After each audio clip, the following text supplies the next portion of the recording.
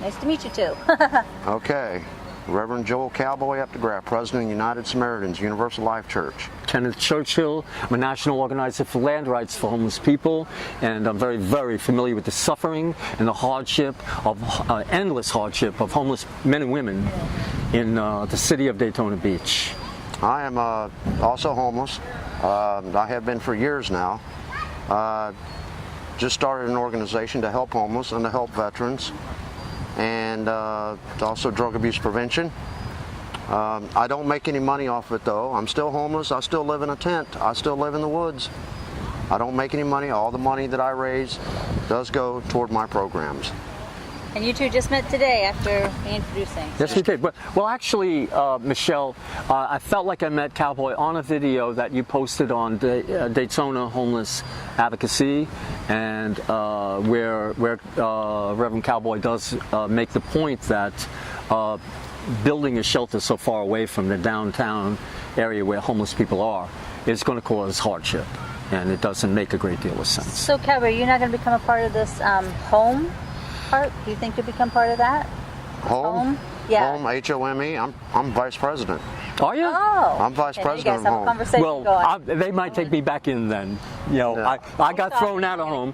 I got thrown out of home because I sued. I got thrown out of home. But you know something? I want to be back in home. I like them. I believe in them. I want to be back in home. I'd like to. It won't be the end of the world if I can't be. But Well, you're going to have to give me the website so I can put it up on the video. Okay? Home? Yeah, there's a website to it. You're going to have to give it to me as I put it up on this video. I don't have that one with me. Well, not today. Sometime you'll text it to me. usulc@yahoo.com is my email address I know, for my that's yours. church. Okay. Home does have a website address. You'd have to contact Brad Carter. Oh, okay. I'll do that. Okay. Yeah. But as he was saying, I don't think it's a good idea to set a shelter all the way out there by the jail, because then you're going to have transportation problems. And if you want people to get a job, they're going to need to come to town. What are they going to do out there? Cut wood?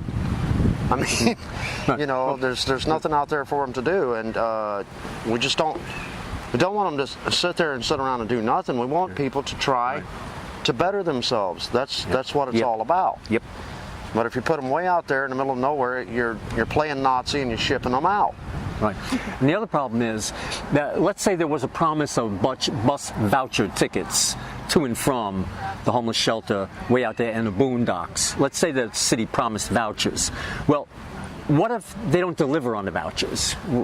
What if they put up the shelter but they don't deliver on the vouchers? What guarantee do we have there's going to be a bus system, and that they're going to arrange the bus to go to the shelter and run back and forth to the downtown of the city?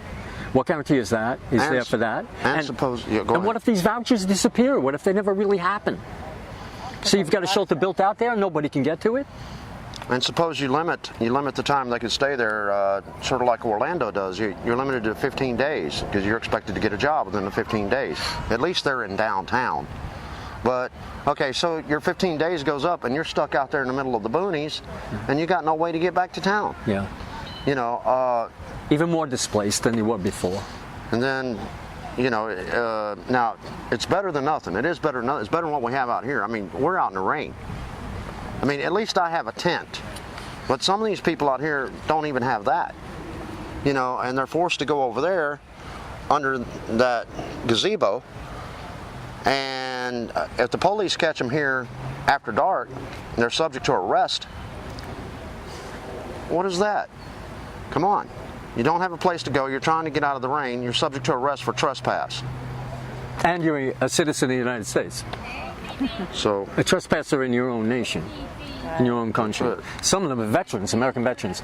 I met, when I was first here at City Island, and I met Brad Carter, John Picardo, and I met home, and I joined up as soon as I could. And in those days, year 213, I met a homeless veteran here at City Island, and we got friendly. I can't recall his name now, but I got to know him. Who he is? I'm thinking you might know. Well, at the time, might be Dingo. At the time, he served as a United States Marine for 13 years, and then he was homeless in Daytona, and he would be arrested if he was found sleeping here at City Island. Arrested after 13 years of service as a United States Marine, which which he could have been sent anywhere in the world to put his body at risk, you know? And he survives that, and he's arrested for sleeping. He could be arrested for sleeping. So I went into the library and I researched the city ordinance, the no sleeping ordinance. I have a copy, but I don't have it with me, right? And it turned out that the city ordinance said no sleeping 12 hours of the day, but it didn't outlaw sleeping the other 12 hours of the day. So it outlawed, what did it outlaw? After 11 o'clock until I think it was 6 in the morning, sleeping was not outlawed.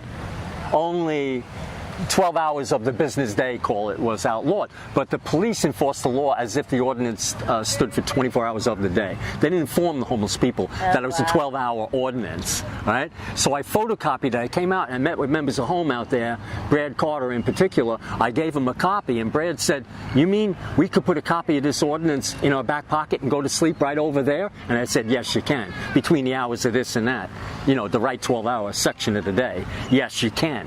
So, to the best of my knowledge, 11 guys took arrest, and I hope they had a copy of the law in their back pocket when they took arrest. I don't know the precise information on that. But it was declared unconstitutional by Judge Bell Schulman, right here in County Court. Not only that, but the ordinance does state that if the police see a homeless person sleeping and wakes them up, and there is not a shelter available. If there's not a shelter available, they may not make an arrest. The statute says so. They still do it. But they still do it, yes. Yeah. But the city ordinance does say that they may not make an arrest unless they refuse to go to a shelter that's available. And if there isn't one available. If there isn't one available, then they're not allowed to make an arrest. And also the panhandling ordinance. The only place that is illegal to panhandle is from Orange Avenue to the north side of the post office on Beach Street. That's it? That's it. So they can do it anywhere? They can do it anywhere. It is legal. But what about facing traffic or something? There's some kind of weird rule? Well, you can't approach a vehicle. Okay. You may not approach a vehicle, but if someone comes out and holds money out the window like this, they can walk up and hold a hat out and drop it in a hat or whatever. That's legal. You just may not approach a vehicle to panhandle. That's aggressive panhandling, and it's probably an attempted carjacking. You'd probably get shot. Oh, that's not nice. You know, so, but if you want to hold up a sign over at the corner of Seabreeze Avenue and A1A that says "Homeless, please help," that is not illegal. Also, over by where the Walmart and all that is over there, where you see all the stores and stuff, you see that and no big deal. If Walmart tells you to leave the property, that's private property. On the roads. On the road. No, that's legal. So these people standing in the middle of the road asking, that's okay? That's legal. That's your First Amendment of the Constitution of the United States. Turns out at Walmart, the city owns the parking lot and Walmart owns the building. Wow. Yeah, because I used to sleep in a parking lot when I was trying to hook up at home, and I'd be in town all I could. I couldn't afford the motels. I'd go sleep at Walmart parking lot in my car, right? And I'd meet with Brad Carter over at McDonald's over there, right? And you know, connect and associate, and it was like my office. You know? Then they started kicking us out, and come to find out, the city ordinance was changed because it's city property.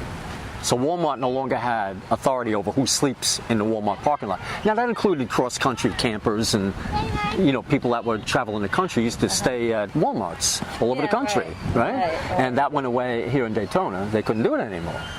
Well, you still see trucks and people camping there now. I mean, maybe they changed the ordinance back. Maybe they like them and they're being prejudiced as to who they let and who they well, don't. that could be that too. Discrimination, sure it could be. Okay, well, Reverend Cowboy signing off. Kenneth Churchill signing off as well. Thank you very much.